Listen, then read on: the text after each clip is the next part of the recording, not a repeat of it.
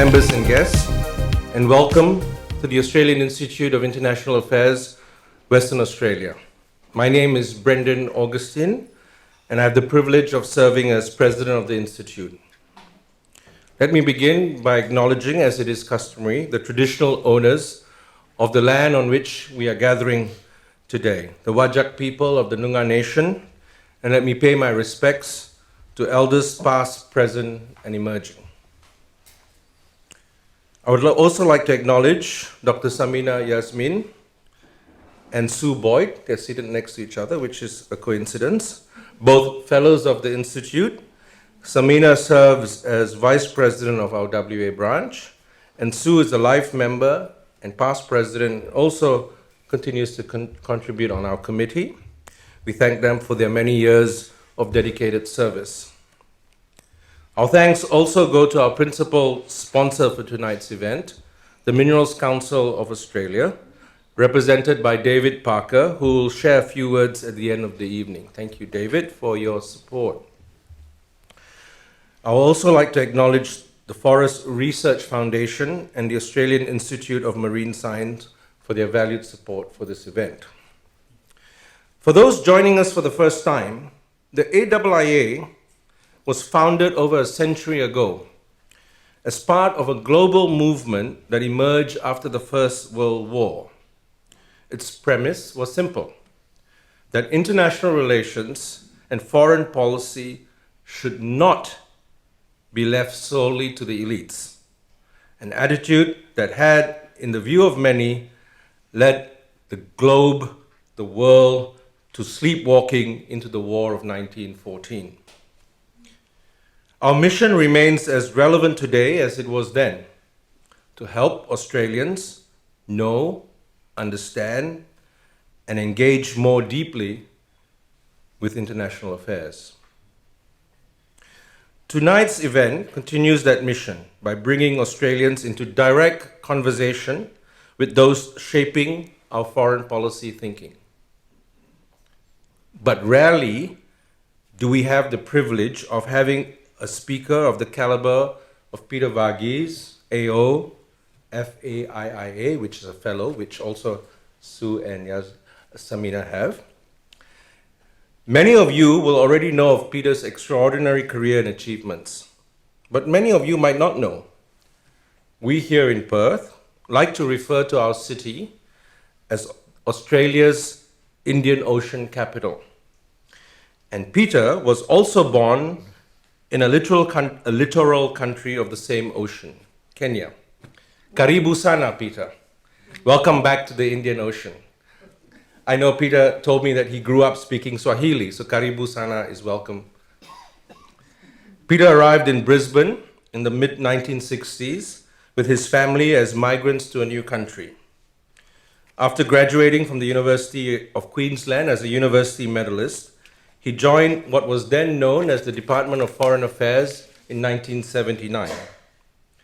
His distinguished service has included postings in Vienna and Washington in his early career, roles as speechwriter to Foreign Minister Gareth Evans. He was the architect of the 1997 white paper called In the National Interest, aptly called, which he reminded me earlier today was the first ever white paper an Australian government did on foreign affairs and trade.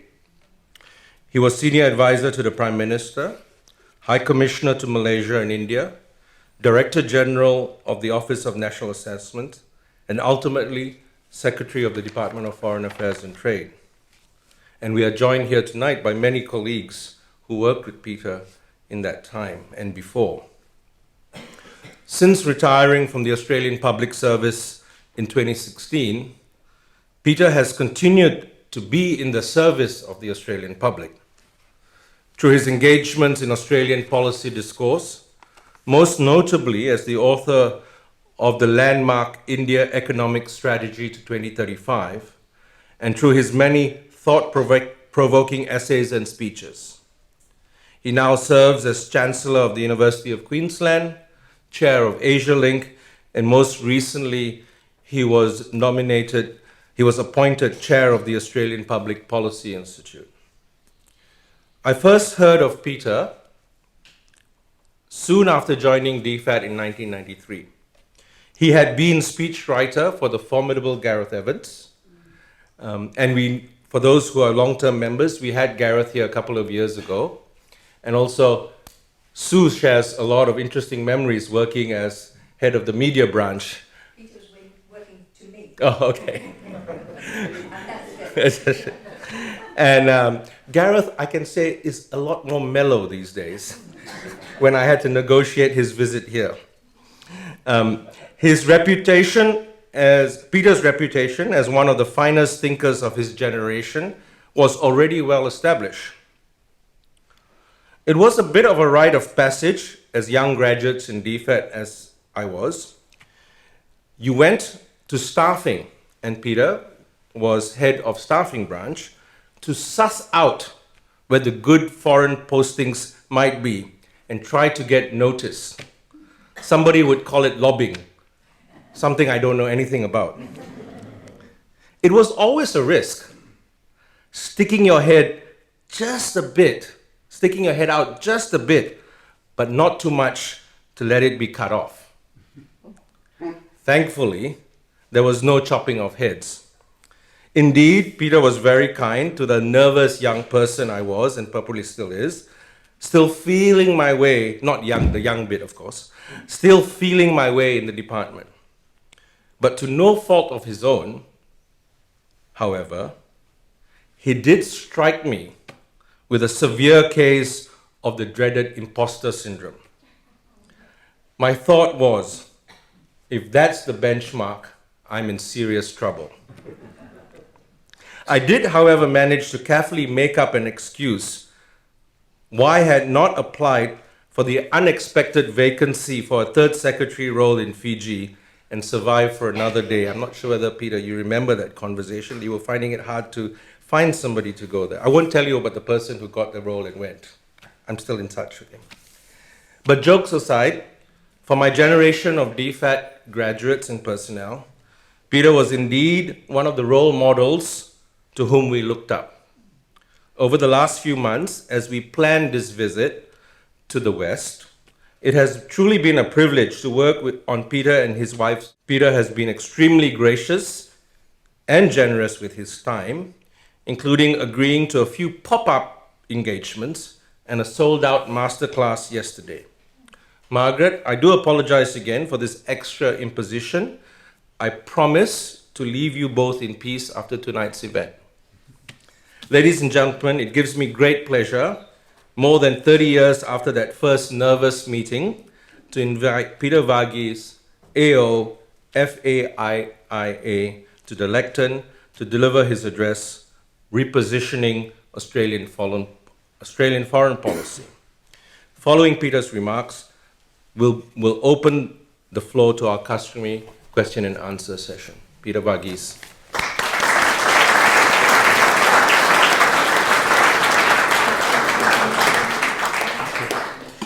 Well, thank you very much, Brendan, for a very generous introduction. I should say, in relation to working with Gareth as a speechwriter, and everyone who's worked with Gareth has anecdotes, but I did once very publicly describe the job as being a food taster to a glutton, because you knew what you had to do, but you always had the sense that you were just getting in the way of what Gareth likes doing best, which is namely giving speeches. Brendan, I just want to acknowledge your leadership of the West Australian branch of the Australian Institute of International Affairs. As you said, this is Australia's oldest think tank, the AIIA. And in Western Australia, you've been in existence for, I think, something like 78 years.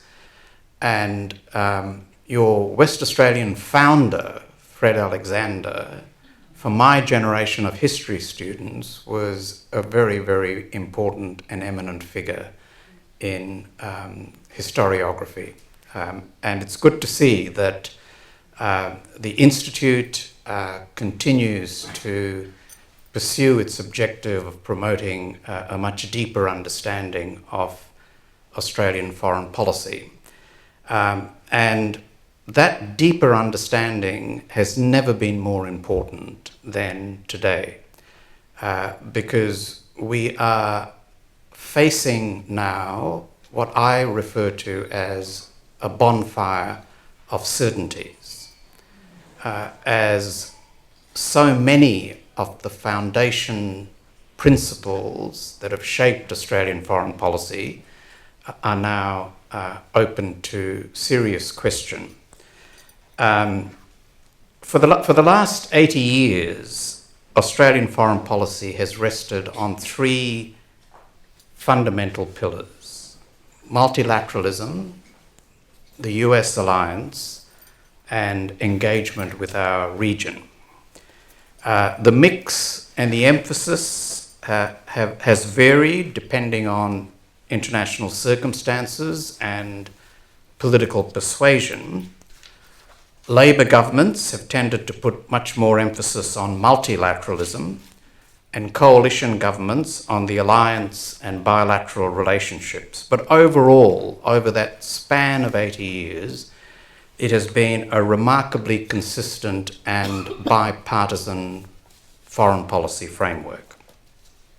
Now, I'm not of the view that this framework is now utterly redundant, notwithstanding the big challenges that we face.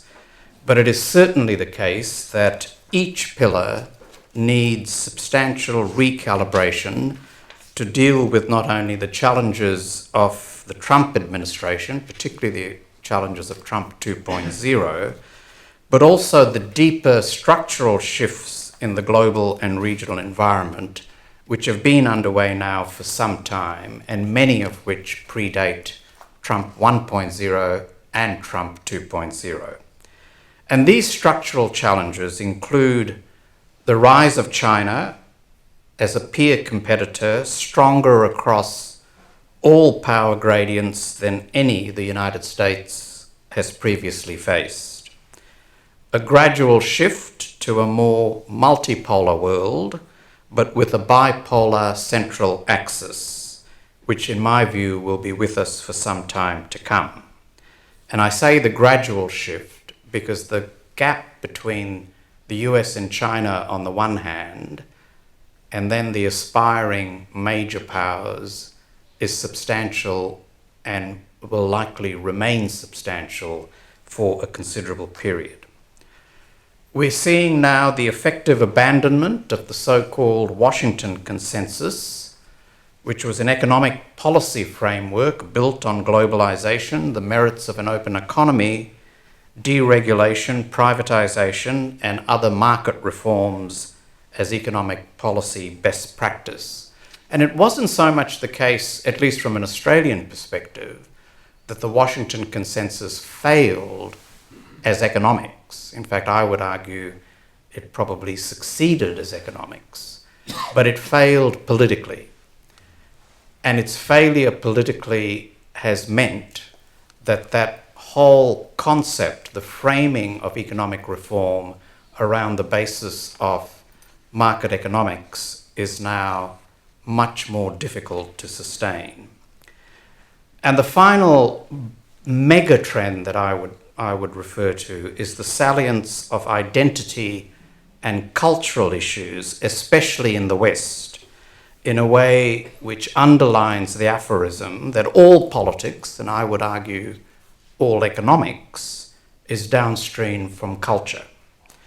And this is the basis of Mr. Trump's political success and the reason for his political resilience. Now, these trends clearly challenge our foreign policy assumptions. They signal the end of an era, the end of the liberal international order, the end of an era of unchallenged US global leadership. So for Australia, in many ways, it signals the end of what has arguably been the salad days of our foreign policy. And consequently, it demands of our current foreign policy makers a significant recalibration of the three pillars that I referred to at the outset. So what would such a recalibration look like? On the US alliance, let's start with acknowledging that it would be an act of self-harm, in my view, to abandon it. But let us also recognise that it would be an act of self-delusion not to recognise that it needs reframing. Historically, Australia has seen the US alliance as bringing together more than any other single relationship our interests and our values. We can still make a reasonably strong case on interests, although that is getting a little bit harder, but at least under President Trump, not much of a case on values. And we shouldn't underestimate just what a rupture that divergence of values signals, not least because Australia, more than most countries, in my opinion, has to operate at the intersection of interests and values. After all, the reason we do not want Chinese hegemony in our region is ultimately because the character of its one-party authoritarian political system is not something we are comfortable with. Australia, after all, has no problem with the concept of hegemony. We consider that we thrived under US hegemony, and in many ways, our foreign policy wish list is that it would continue forever and a day, although I think that wish is very unlikely to be fulfilled.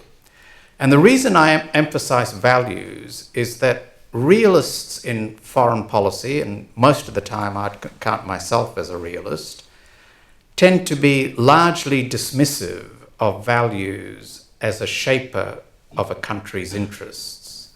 But in Australia's case, I think the character of the leading power of the region, whether it is the United States or China, the values-based character becomes of fundamental importance to Australia. And if we are moving into a world where there is an element of moral equivalence between the United States and China, that is going to be a very different world for Australian policymakers. And 8 decades of anti-Americanism as a tradition has failed to establish a moral equivalence between the US and China. President Trump may succeed in doing just that in 4 years. On values, as on many other aspects of the Trump administration, we simply do not know where the settling point is going to land, if land it ever does. Various people will attach doctrines and strategies to what Trump does. Maybe coherence will be revealed, but for now, it looks like a presidency of venality, personal and political, and a performative style which thrives on manufactured drama. Yet none of us are quite willing to concede that there is nothing more to see here than venality and manufactured drama. So we search for answers to bigger questions, asking what is now the animating feature of US foreign and strategic policy. Is it maintaining global strategic primacy? Is it a hemispheric view of primacy, a return to the days of spheres of influence? Does Trump see US power primarily through an economic prism, with military power more a lever than a foundation stone? What does the US want from the US-China relationship? Is it open to a G2 dividing the world between the US and China, or is that a fantasy? And if it is not a fantasy, where would it leave Australia? How far will US-China decoupling go? Is de-risking and not decoupling back as the objective? And you could argue that the most recent meeting between President Xi and President Trump may be pointing in that direction? And importantly, does the US look to manage China's rise or to thwart China's rise? Now, the answer to each of these questions have serious implications for Australia, and they require us to think more deeply than we ever have about where our interests with the US converge and where they differ. Under Trump, the latter list is growing. How we construct those two lists will, in my view, be shaped by the following considerations. US primacy has been an unalloyed boon for Australia, but it is not a vital Australian interest. And by that I mean that Australia will survive even if the US loses primacy. And yet our current strategic policy is tethered to the upholding of US primacy. Our defence policy has drifted between a defence of Australia and what I describe as forward defence 2.0.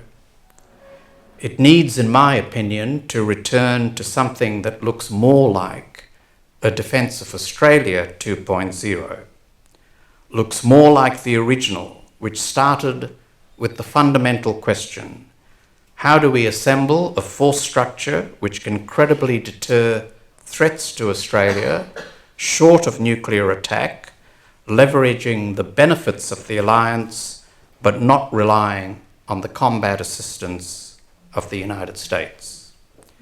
Now, admittedly, defence of Australia in 2025 is different to the concept that was developed from the late 60s through to the 70s and given its fullest expression in the 1980s with Kim Beazley and Paul Dibb's report. That was a defence of Australia which was premised on a defence from a larger power, a possible attack from a larger power, but not a superpower. And today we may be dealing with a very different situation. So even though the concept of defence self-reliance goes back to the 70s, the reality is we have never in Australia invested enough in it to make it happen. That is partly because Australian governments, and I believe the Australian community, have never believed that it is possible to defend Australia, which is why we have clung limpet-like to the belief that the US will always be our protector, and to ensure that is the case, we must integrate our force structures ever more closely. Our deep sense of vulnerability thrives despite the fact that we have the advantages of continental geography, despite the fact that distance, contrary to what people might argue, is not irrelevant to defence planning, and despite the fact that we are a G20 economy that ought to be able to afford a credible defence of Australia force structure. Now, clearly, to get to defence self-reliance, we will need to spend more on defence, although I think too much of our current debate is distracted by whether that more expenditure should be 2.5% of GDP, 3% of GDP, 3.5% of GDP. At the end of the day, that percentage doesn't really matter very much. What matters is how you choose to structure your defence capability, and then you start dealing with what is required. And a defence of Australia doesn't exist as a doctrine all on its lonesome. It has to rest within a broader strategy for regional security.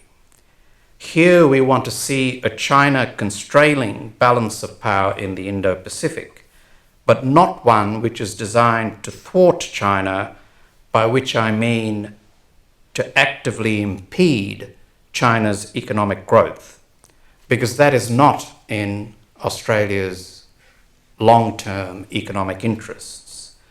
A powerful China off the back of a powerful economy presents many challenges for us, but a weakened and unstable China would present an order of magnitude of challenges for Australia. Now, US strategic engagement in the region is vital to all of our objectives, and a loss of confidence in the United States as a strategic partner by allies and partners would be catastrophic, and also a possible trigger for nuclear weapons proliferation. And we should not underestimate the risks of nuclear weapons proliferation in our region over the next several decades. If Korea goes nuclear, Japan will have to consider its own position. If Japan goes nuclear, the flow-on effects could be very significant. Now, Australia gave up its own flirtation with nuclear weapons in the 70s, but I simply pose the question, can we be confident that we will never have to revisit that issue? Indeed, the whole question of extended nuclear deterrence, in my view, needs a rethink. Do we really believe that the US will sacrifice San Francisco to save Sydney? And if we do not, where does it leave us in the face of a nuclear threat? Now, I've focused on the US-China relationship because it is the central axis around which the security of the Indo-Pacific turns. Also, because for all of the talk of multipolarity, the reality, as I mentioned earlier, is that the power gap between the US and China on the one hand, and the emerging powers such as India, Japan, Indonesia, and Brazil will remain wide for some time. India, more likely than not, will emerge as a third pole in due course, but it will be a very long time before our bipolar world is genuinely multipolar. So much for the US and the Alliance. What about the multilateral system and the rebuilding of the multilateral system? It's not dead. Well, it's not dead as a doornail, but it still survives in the UN and it survives in international and some regional organizations. But global multilateralism is for now in suspended animation and cannot be revived for as long as the United States stands outside it.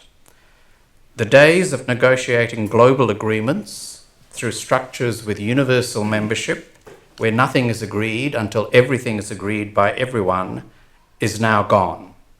It only worked because of US leadership. Constructing a global system without the US is, in my view, a fool's errand. And nor is it in our interests for China to position itself as the successor to the United States for multilateral leadership, even if China were actually prepared to play that role. What made the US-crafted multilateral system so appealing to Australians, who can neither buy nor bully their way in the world, was that it reflected the liberal democratic character of the United States. A China-led international order will reflect China's political character.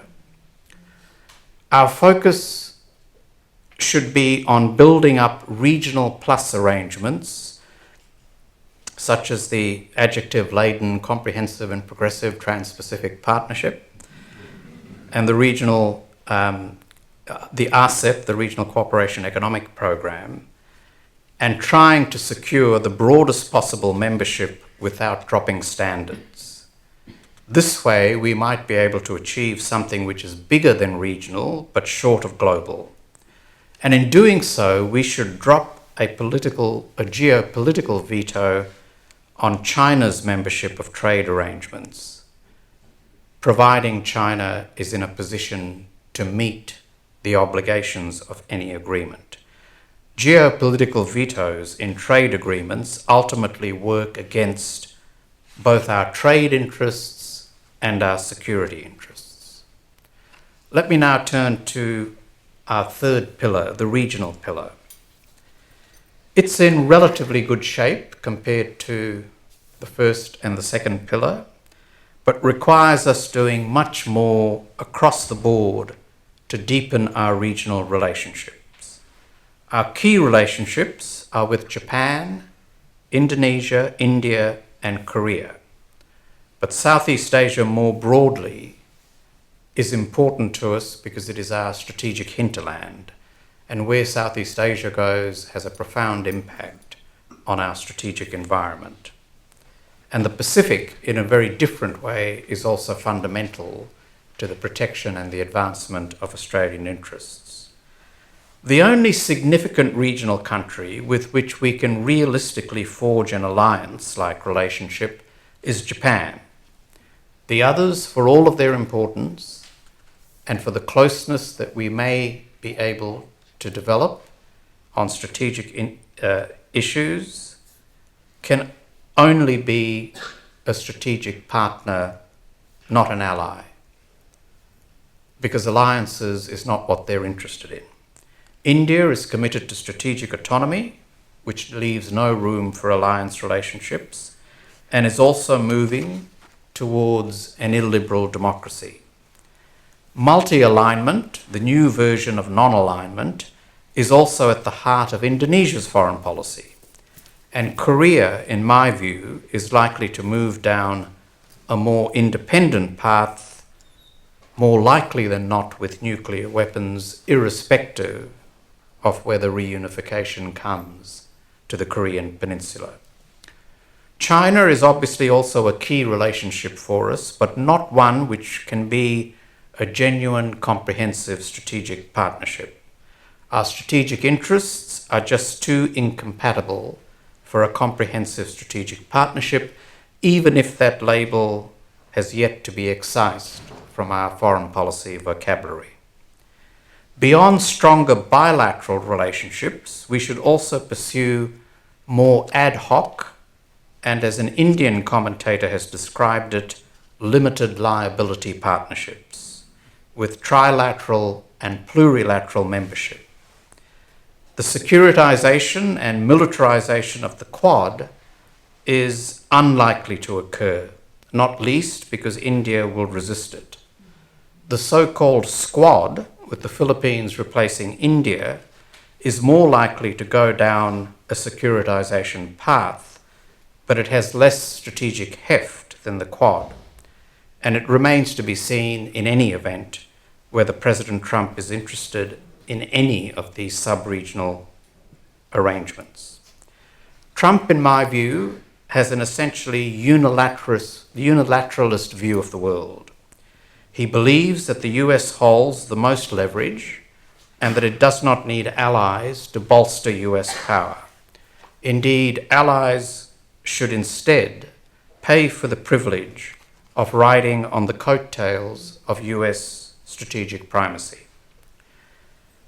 Saving the multilateral furniture means doing what we can to keep regional institutions alive, because a bifurcated region will not be able to solve the many region-wide problems that we inevitably face, whether it's climate change, nuclear non-proliferation, health pandemics. All of that list of so-called problems without borders will have a regional dimension. But life support until the wheel eventually turns may be, I think, the best that we can hope for. Crucially, we also need to work over time to build a new consensus on the merits of an open economy which has some political prospect of replacing the Washington consensus. In this, we have the advantage, the rather paradoxical advantage, that Asia is now more enthusiastic about globalization and the merits of trade liberalization than the West appears to be. A balance of power which can credibly constrain, and I use constrain rather than contain, China, should remain our overarching strategic objective.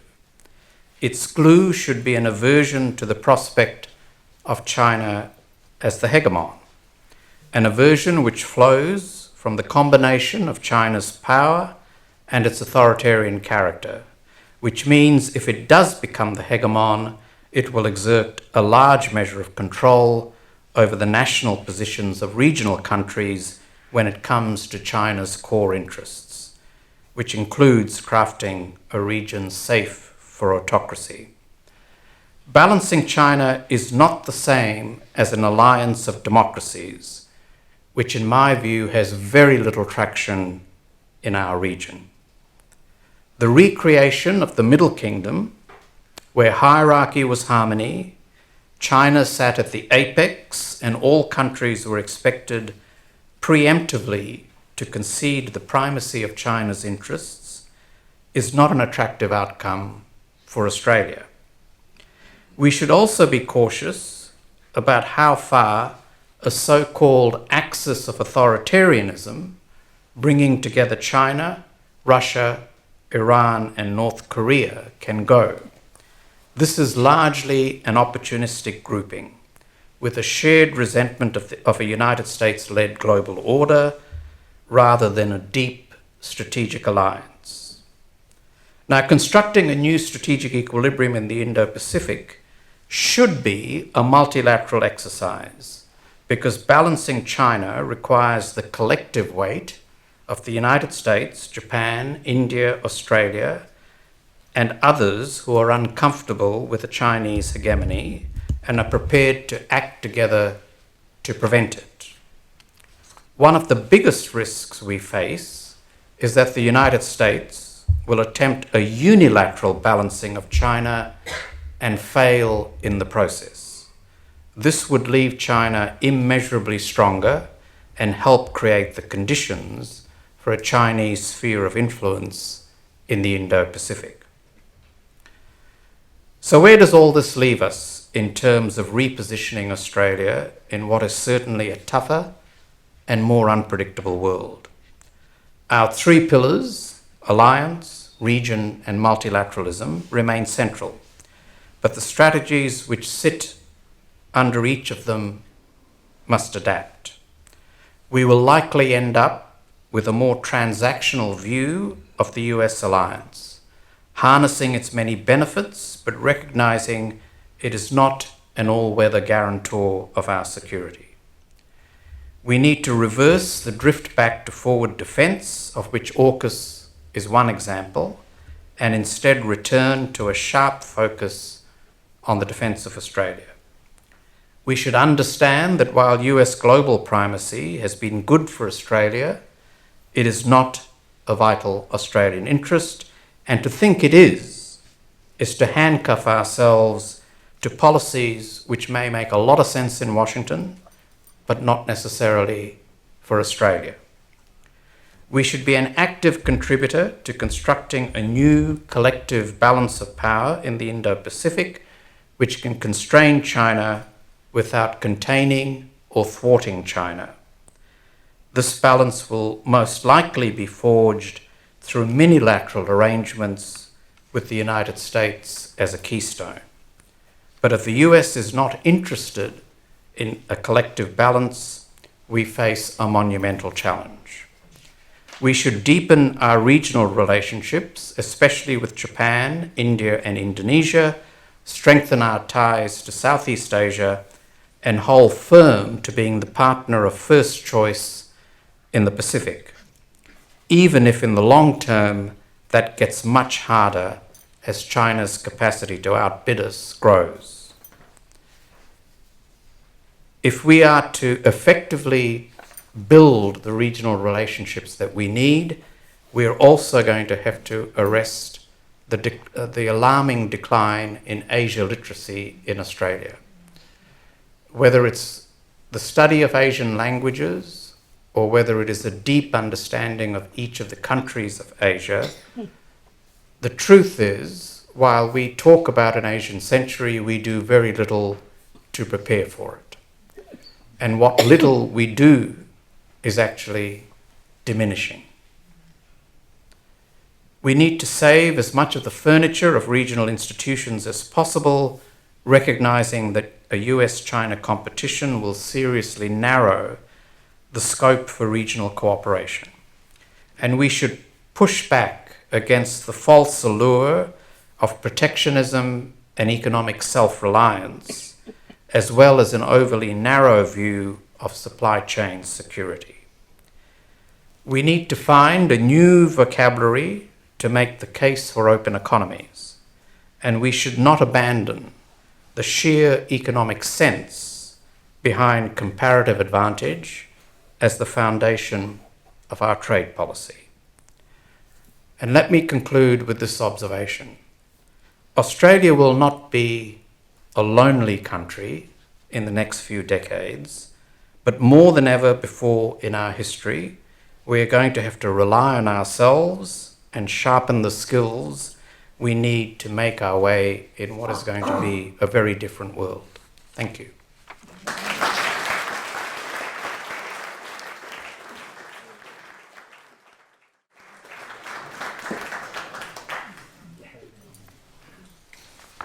Thank you very much, Peter. Now comes the interesting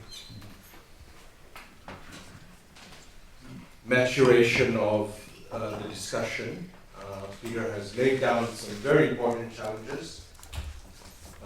In a AFR, Australian Financial Review profile of Peter a few years ago, he was described as the radical incrementalist. And I think we can see that through his thinking and his words.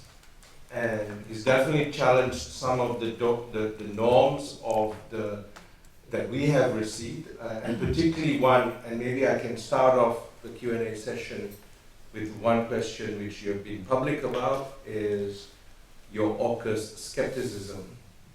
I guess we here in WA hear a lot about AUKUS. We hear a lot about what it can bring for us. Often it's framed in the economic opportunity, what a defense industry or a growing defense industry can provide for WA.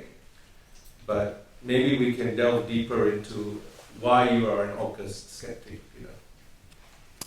Sure, no, very happy to address that, and part of it rests on the comments I made in my remarks about how we have drifted back to a new version of forward defence. So, in my view, AUKUS is strategically flawed and operationally unobtainable in terms of its full timetable. It's strategically flawed because it is premised on Australia requiring a very expensive capability, which is a terrific capability. I mean, one of the sort of more amusing aspects of the debate over AUKUS is that it tends to be a discussion about how much better nuclear subs are than non-nuclear subs, and I don't think anyone would argue that nuclear subs are certainly a lot more capable than non-nuclear subs.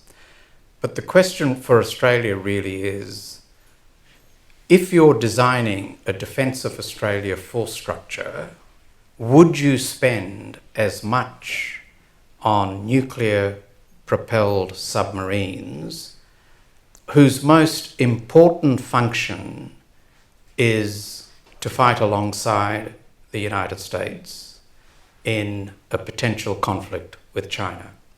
Or would you spend $360 billion on acquiring a kit which is more suitable to the defence of the Australian continent?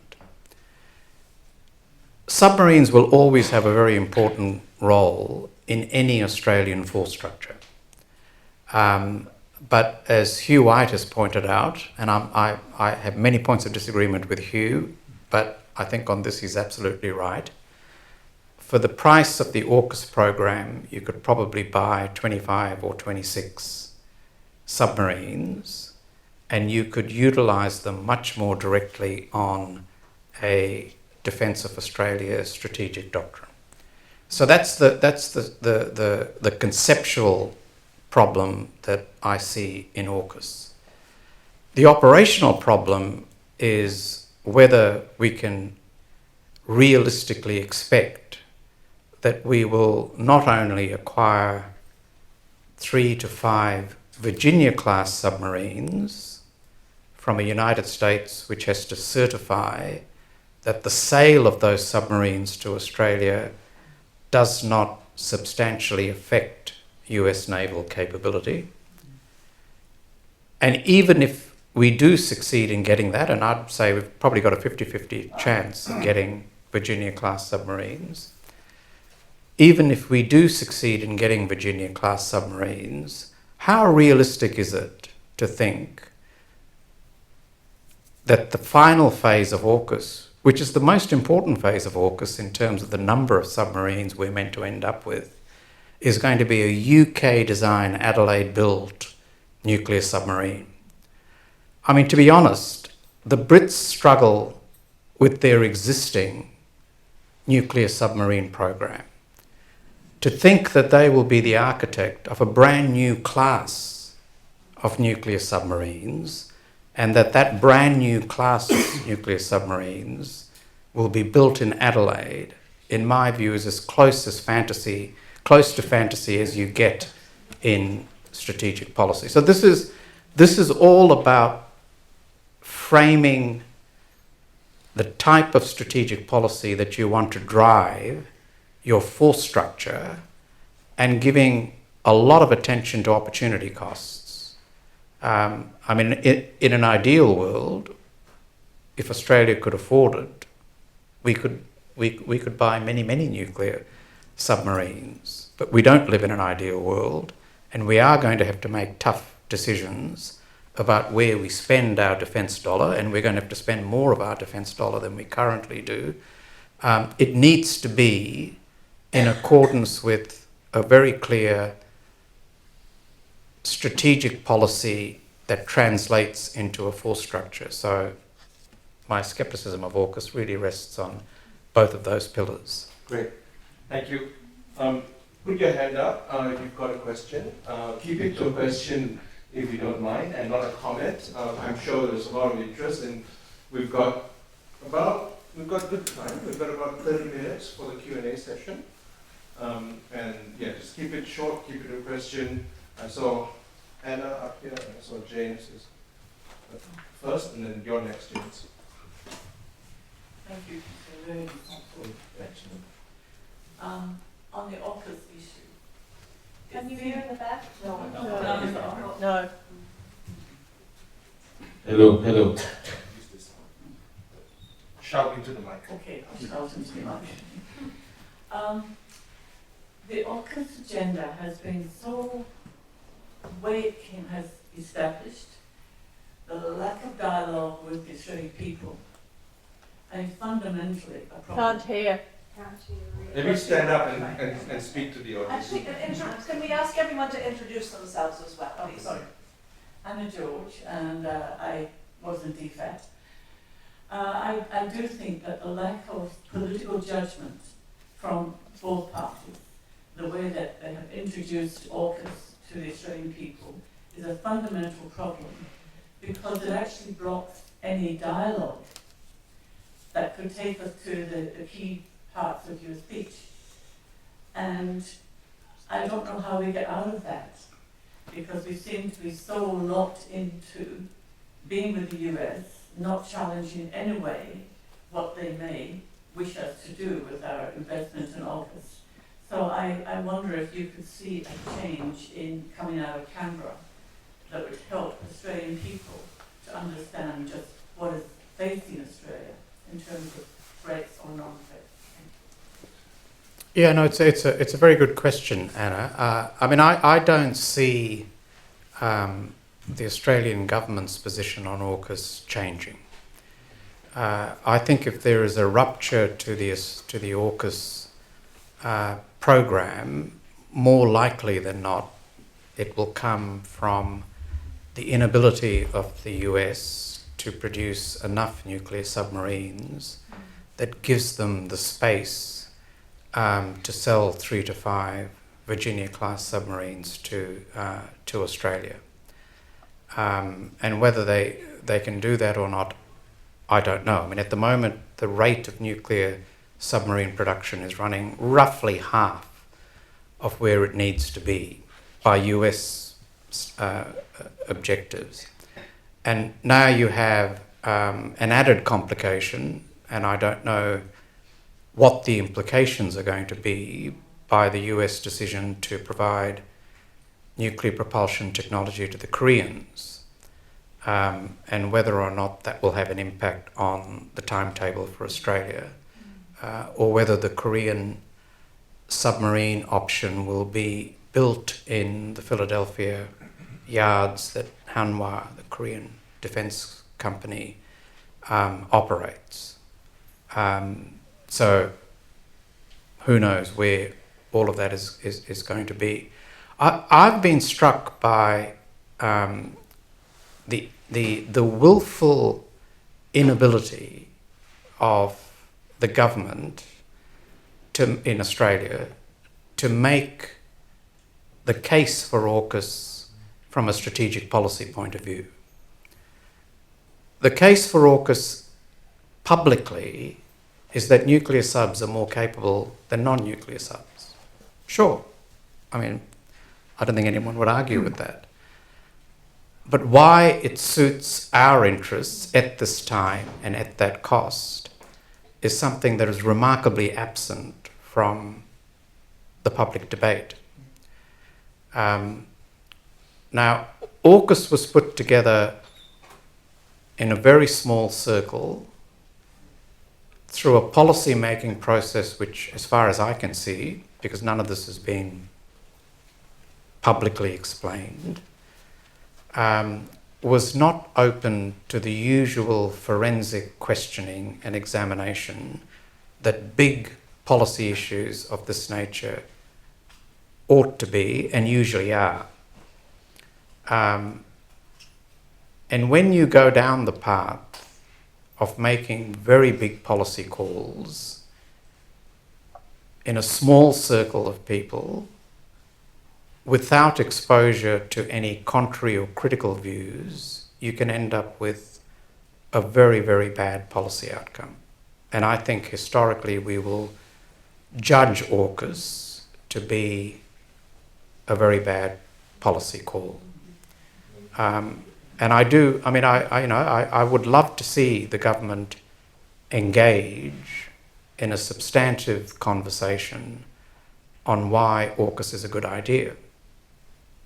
You probably could make a number of arguments that haven't yet been made. And it's curious that they haven't been made. So I'm not particularly optimistic that we will get to a better place on this. So James and then Shamit, and then who is somebody from here back there, and then Dan. Thank you. James Trevelyan. I'm an engineer, but I want to ask a question about your understanding of foreign policy, particularly history. So, what are the kinds of conflicts that you can foresee that means that we should be much more focused on an Australian continental defence? Well, I think it's a question of how do you deter a conflict that might otherwise happen. So if you look at our strategic environment at the moment, there is certainly a risk, although I would judge it as a low risk, that we could see a conflict between the United States and China. And if that were to occur, the consequences would be horrendous for all parties. It would be a disaster for the region, and it would be a disaster for the two principals, and it would generally be a catastrophic outcome. For Australia, we need to have a capability to deter a country that may flirt with the idea of taking military action against Australia. Now, the probability of finding ourselves in that position, in my view, is relatively low, but defence planning is never based on probabilities. Defence planning is based on having to deal essentially with worst-case outcomes. So the question we need to be asking is, what is it that would have the right deterrent capability, the right deterrent message through the force structure that we put together. And that will probably mean that we require more offensive capability than we currently have, particularly missile capabilities, more than we currently have. And it would mean also that we have to accept a level of risk in terms of the making available to the United States of our strategic geography. And I don't see that changing in the calculation of any Australian government. You know, we have this debate in Australia about does buying nuclear subs lock you into supporting the United States in the event of a conflict with China? Well, the truth is it's an academic question, because we are already locked in to whatever the United States chooses to do vis-a-vis China if it comes to a conflict. And we're locked in through our joint facilities, and we're locked in through US forward operating facilities in Australia. And the only way you can not be locked in is to say that we're willing to close facilities and deny access, which is really saying we will rip up the alliance if we find ourselves in those circumstances. And I don't believe any Australian government would do that. And I think that the Australian community should understand just what we are locked into. And there are good reasons for doing that. I'm not arguing against it. But I think this argument about whether buying the subs tests our sovereignty in a new way, I think ignores the reality of what we already face. It's an argument about whether we can be half pregnant rather than fully pregnant. It's a nonsense of an argument, in my view.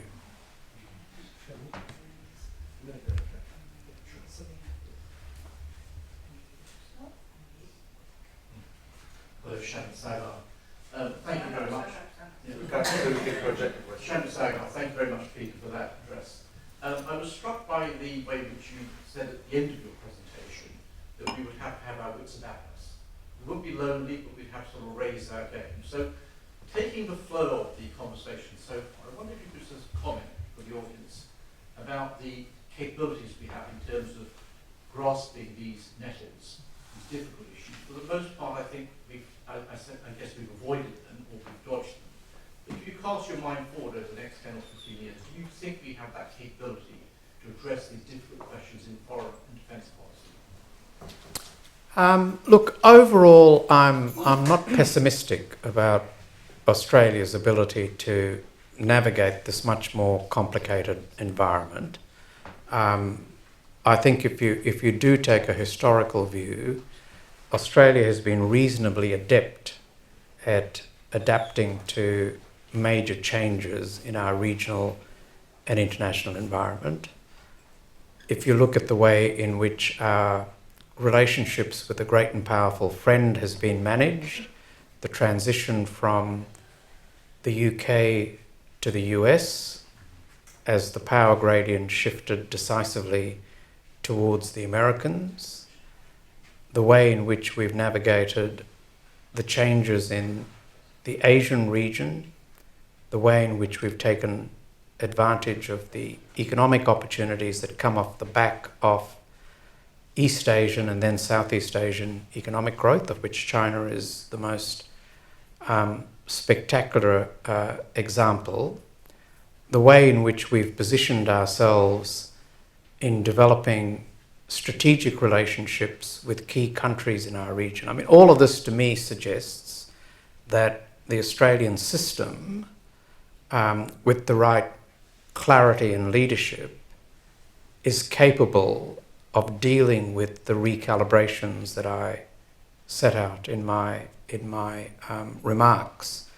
I do worry a lot about our diminishing capability when it comes to understanding what's happening in Asia, because into the future, we're going to need a much more fine-grained and country-by-country analysis of what's happening and how it impinges on our interests. And I don't think we are building that capacity to the extent that we need to be. I also think we need a fuller and frankly a more honest public discussion about our strategic vulnerabilities and about the limits as well as the advantages of the US alliance. I think for far too long we have pretended that the ANZUS alliance is a guarantee of our security. It never was. It's certainly not worded as a guarantee of our security. And as a community, I think we need to understand if it is not a guarantee of our security, what does it provide us? Is what it provides us worth having? And what do we need to do to supplement our alliance relationship if we are to have a measure of confidence in our ability to defend our strategic interests? Now, I think the balance of benefits for maintaining the alliance are compelling. I think the alliance delivers some very practical benefits to Australia in terms of access to military technology, in terms of access to intelligence, in terms of the deterrent value of having a strategic relationship with what will still be the world's most powerful country for a considerable period of time. You don't want to give those benefits away lightly. But you also need to recognise that that is not an all-weather guarantee of Australian security. So I think we need a much more mature discussion of that. And we need to get over psychologically this deeply entrenched view that we're incapable of defending the continent. I mean, I think a lot flows from that psychological precariousness, if I could put it that way. And it has deeper historical roots. I mean, it essentially flows. It's a psychology of a country that sees itself as a small population inhabiting a large landmass in a region which is unpredictable. We should have more confidence in ourselves and our ability to actually get on top of these issues. And we should not lightly pretend that the strategic assets we have in our geography are now worthless, because they're not. So whether you buy the echidna strategy type analysis, which is to say that Australia can get to the point where we become indigestible to a potential enemy, or whether you frame it in a different way, the bottom line has to be that we have to have a measure of confidence that we can actually defend ourselves. Because if you refuse to accept that, it's virtually impossible for Australia to have a foreign or a strategic policy which is driven by our own assessment of what our interests are. Thank you, gentlemen. We have turned down the AC. Sorry, this is the first time we're using this venue, so I know it's been a bit hot. But I think just bear with us as the AC kicks in. Thank you. The gentleman over there. Mr. Varghese, thanks very much for your talk. In terms of security, I get around. Are you hearing me? Sure. Can you introduce yourself? Oh, Greg Newbold's my name, but who cares? I want to ask you about the events that happen in the Taiwan Strait. Every few weeks or so we have a report. Greg, hold the mic. Sorry. Every few weeks or so we have a report of some encounter between a military vessel belonging to Australia and a similar one belonging to China, and they have some sort of a close encounter and everyone gets very nervous. What I ask you is, can you unpack that? Where is the advantage? Where are the risks? Why are we doing this? And what are we getting from it? Well, I think they are good reasons to exercise your rights under international law. 1,000 ships a day do it. They do. They do. So why provoke it?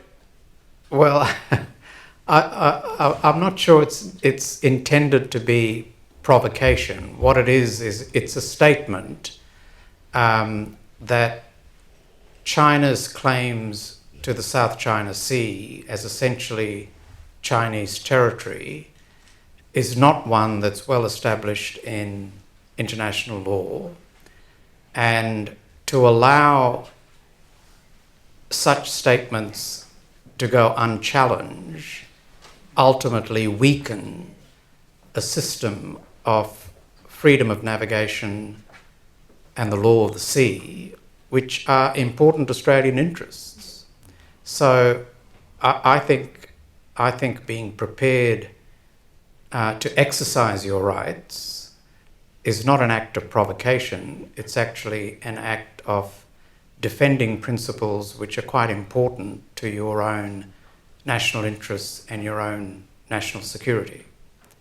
So China's just being unreasonable to be... Well, China's claim to the South China Sea is frankly an absurd claim.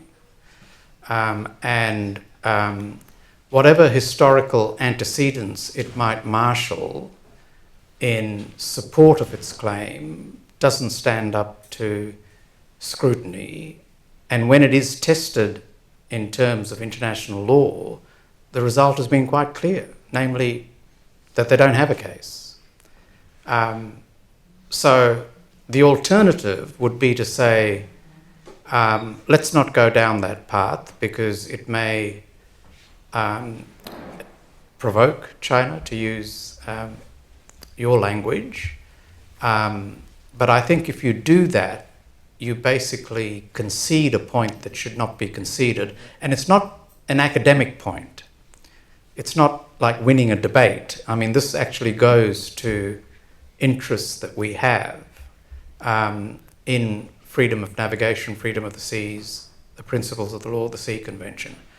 I mean, China at the end of the day is not interested in disrupting trade routes because they are the beneficiary of trade routes. But the idea that the South China Sea is Chinese territory, I don't think is one that we should allow to go unchallenged.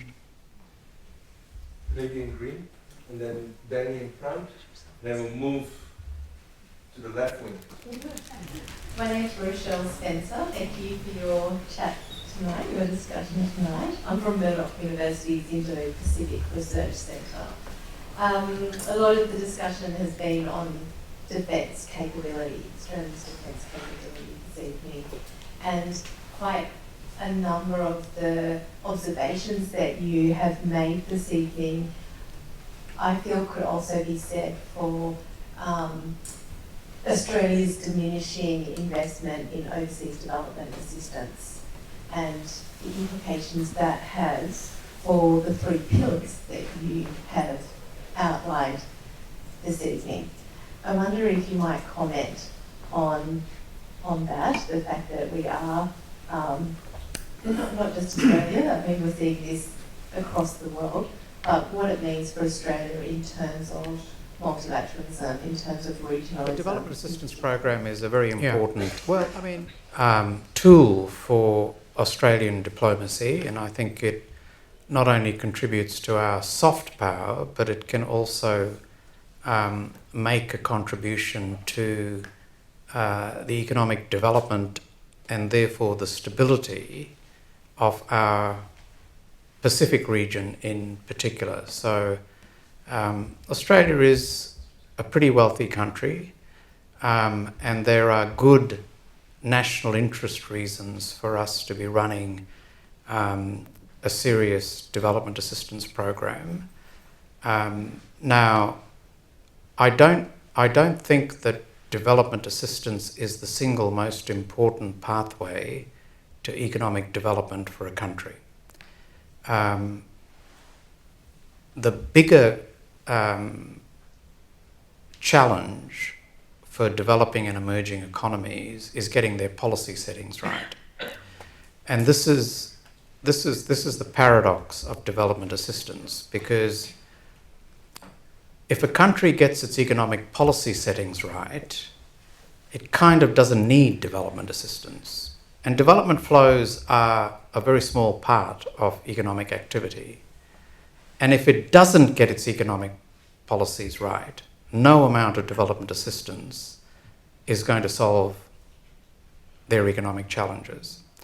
So we should be doing development assistance. We should be realistic, however, about just how big a contribution it makes to overall economic success in countries. And it goes back to the point I was making about finding a new vocabulary for the merits of an open economy, because I'm of the old school that believes that open economies deliver higher standards of living. And if you get governments that can deliver higher standards of living but are also attuned to questions of distribution, that is an ideal outcome. But questions of distribution only begin to occur once you've created the wealth that you need to create. So there's a bigger issue here in relation to the economic models that countries in our region are pursuing. And it's a particularly tough issue for Pacific Island countries because they don't have, arguably, the scale that you need for economic success. I mean, I've long held the view that Australia should see itself as the metropolitan economy of the South Pacific, meaning we should have a completely open labour market to the countries of the South Pacific. You might need to make an exception for PNG only because of the size of PNG. But otherwise, we're dealing with a labour market which is quite manageable from an Australian point of view, and whose economic benefits for the Pacific Island countries will be immense. So that means doing it at a scale that's well beyond our current Pacific labour market programs. It means doing it almost on an open access basis. And that will create a much more sustainable economic base for countries that would otherwise, frankly, be unviable economically. Thanks very much for your talk so far. I'm very interested in this half-pregnant and fully pregnant relationship that we have with the US, and I'm wondering whether or not you have any way forward to de-escalate our reliance. It seems that AUKUS is another game to play, and in the case of a erratic US, that yes, it would be catastrophic, and if they do engage in a military confrontation with China, does that make Perth, with its base in Henderson, a more likely target for any major attack? Hello, my name is Miriam. I just want to thank you for being I'm a student here at UWA, and thank you for being so generous with your time with the Student Roundtable this morning. You mentioned the access of authoritarianism. I wondered if you thought that the Shanghai Cooperation Organization is an expression of this, and if so, how big a threat is it possible further expansion into Southeast Asia pose to Australian relationships in the region? So on targets, I mean, anything that's strategically significant to US warfighting capabilities is a target. So in Australia, we've long accepted that our joint facilities are a target, and to the credit of Australian governments, they've been very upfront in acknowledging that. What we've seen more recently is that Australia's geography is becoming more and more crucial to American strategic planning. And so access to air bases, access to naval facilities, access to Henderson are all one of a piece in terms of that strategic planning. And inevitably, they would be on a target list of some sort, depending on the nature of the conflict that you're actually facing. Which is why I say it's a completely academic exercise to think that Australia will make a decision about whether we support the US or don't support the US on any given conflict, because our territory will be essential, and this is becoming more the case rather than less the case, for the United States' ability to pursue whatever military objectives they have. And so we need to make a calculation whether the advantages of the alliance outweigh the risk that we might face. And for the moment, I think the calculation is that they do outweigh the risk, and it's worth having. Now, whether that's attracted enough public discussion is a matter of opinion, I think. But I think that's the sort of reality that we're dealing with.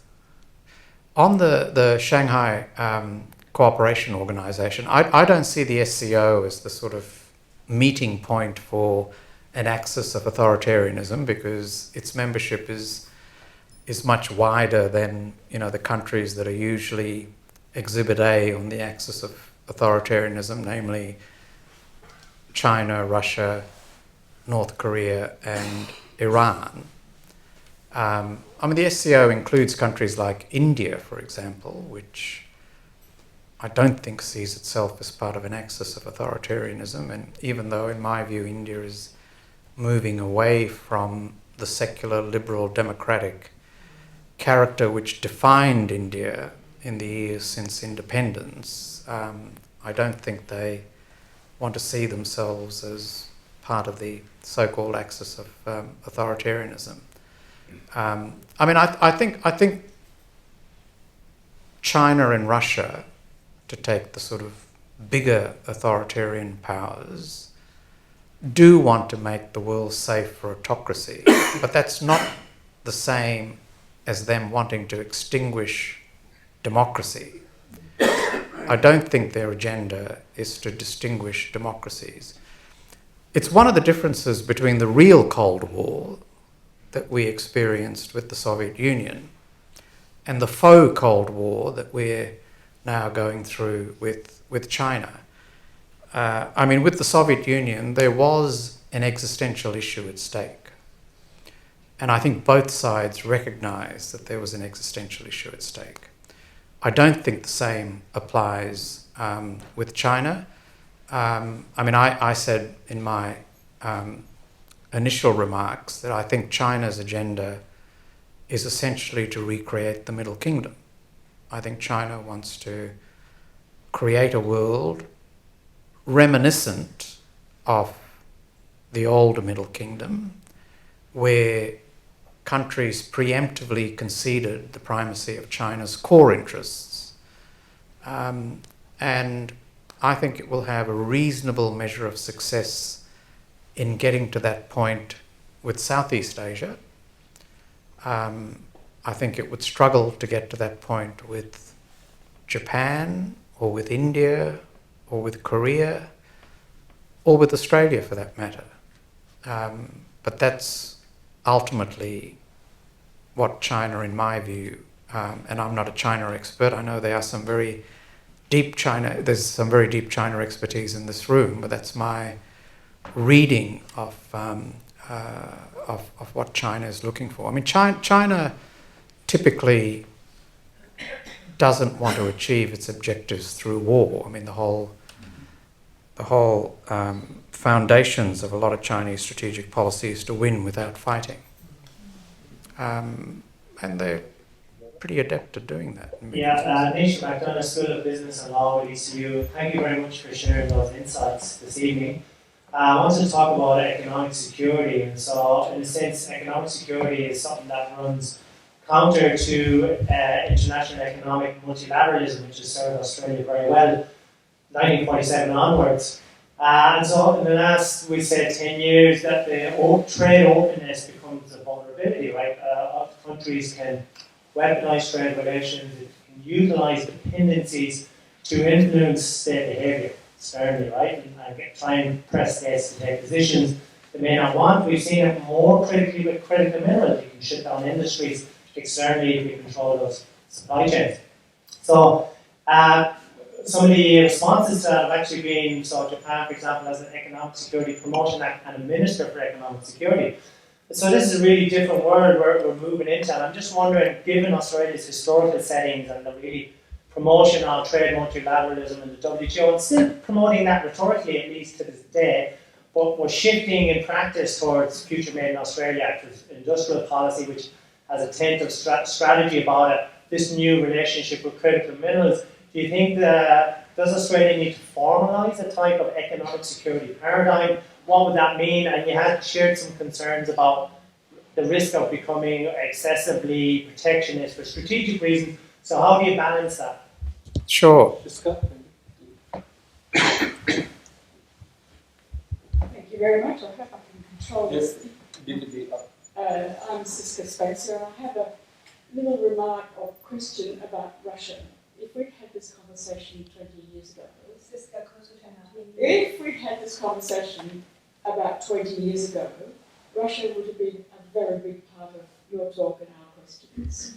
It only just cropped up at the very last minute, and this perhaps reflects how much the world has changed. We haven't talked about disarmament, we haven't talked about nuclear warfare except in passing, and we haven't talked about Russia. But Russia is still a very big destabiliser, particularly in Europe.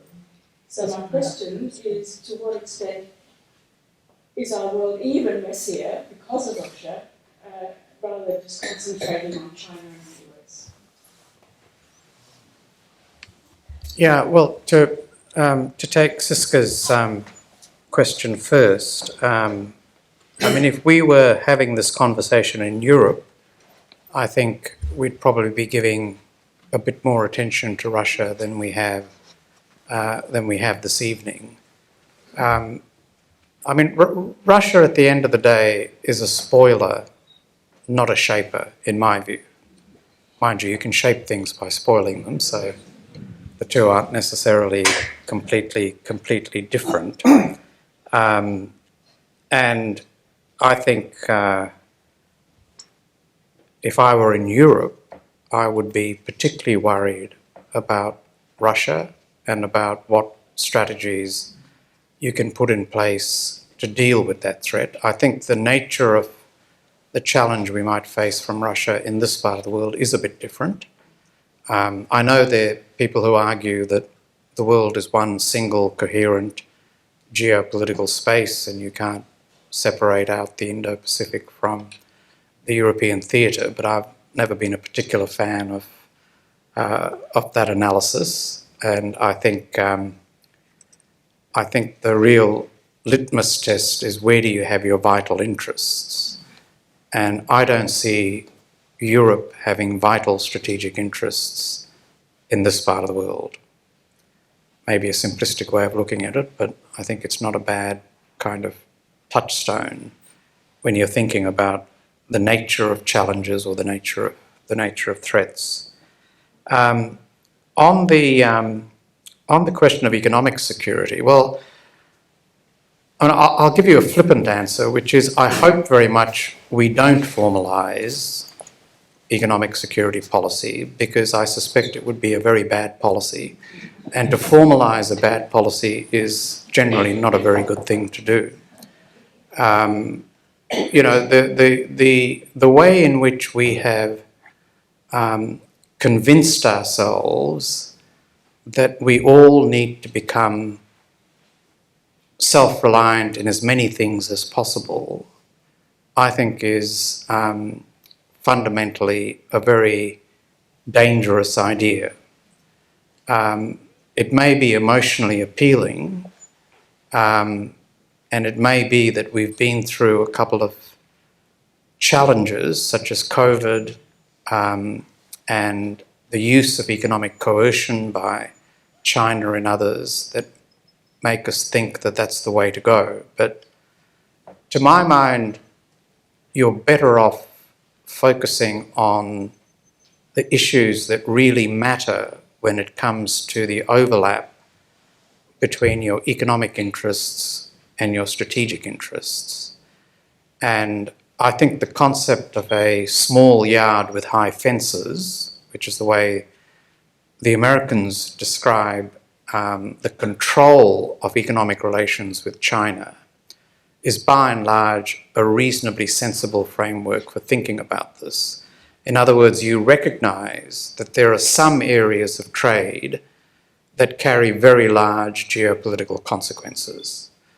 And the answer to that is not to stop trading or to replace trade with notions of domestic substitution or self-sufficiency. The answer is to make sure that you can target those areas that need to be targeted and set a very high fence around them, and in that way insulate them to the maximum extent possible from the rest of your trading relationship. Because for a country like Australia, our ability to engage in international trade is so fundamental to our economic prosperity and our economic standard of living. And industry policy which tries to sort of turn that on its head has a certain amount of political appeal, but at the end of the day, I don't think it delivers the economic returns that we should all be insisting good economic policy does deliver. So I don't think we're going to go back to the days of global multilateral trade liberalisation. I mean, that was struggling even before all of these recent activities. I mean, there's a reason why we never had the successful global trading round that we tried for years and years to get across the line. And that is because some of these forces were at play. And it has become a very toxic political issue in the domestic politics of so many countries. And we need to find a way out of that. And the way to find a way out of that is not to fall for bad policy, but rather to explain why good policy is actually better. So it's not an easy thing to do, because a lot of it is counterintuitive. I mean, lifting protection is counterintuitive, because most people think, well, why wouldn't you protect your own industries? Why wouldn't you make it harder for imports to displace domestic production? So there is, there's quite a political challenge there. I just think it's regrettable that we've spent decades and decades and decades to strip away some of the false arguments in favour of protectionism, only to find ourselves again having to go through it all over again. And, we now no longer have a situation where good policy can be good politics. I think that's highly regrettable. But we're certainly inching our way towards the situation where bad policy is very good politics. It's a sobering but very insightful way to end our discussion tonight. And please join in thanking Peter for a marathon.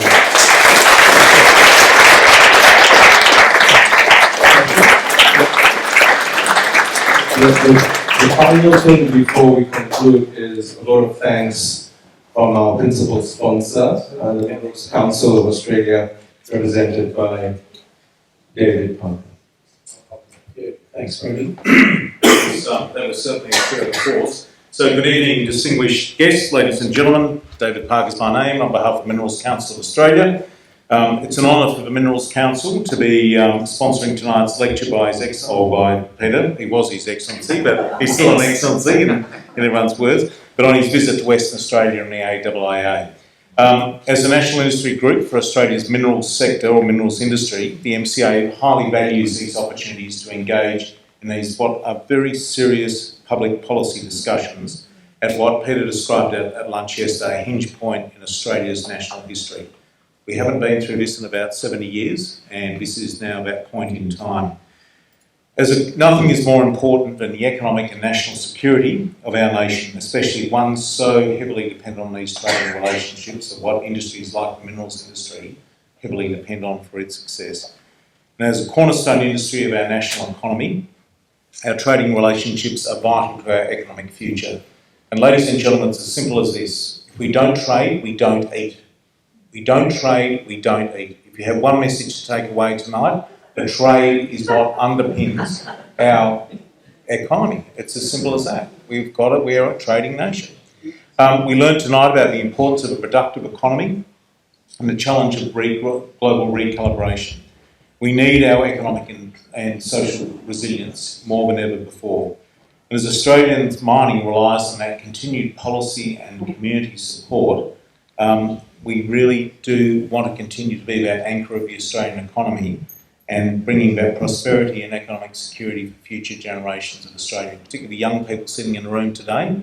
This is a very, very unique Australian economy as a heavily extractive economy, which is not common in developed economies, but we have got a special talent and a very important skill here. Complacency, I think, ladies and gentlemen, is our enemy. We've had it very good in Australia for a very long time. We need this renewed diplomatic and commercial impetus to really bring our future focus forward. And I really just want to say thank you very much for Peter and the AIIA for bringing this all together tonight. And please join me in thanking our guest speaker and our visitor to Western Australia and his family, and accept this small token of appreciation.